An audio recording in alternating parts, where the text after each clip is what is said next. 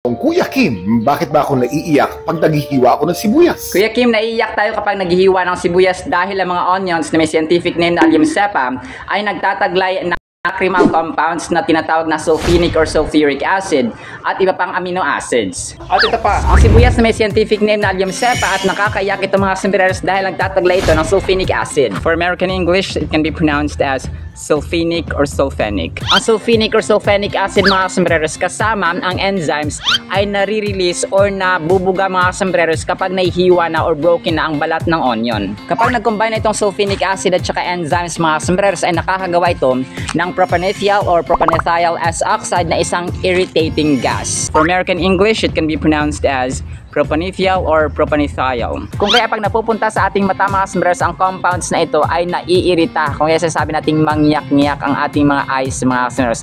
Pero don't worry kasi ang ating mga mata ay ang pinakamalinis na parte ng ating katawan ay merong protective or defense mechanism. Kung kaya nagre-release ito ng tubig or watery substance sa ating mata mga kasombreros. At mula rito sa Davao del Norte, yan ang konting kaalamang dapat na alam mo.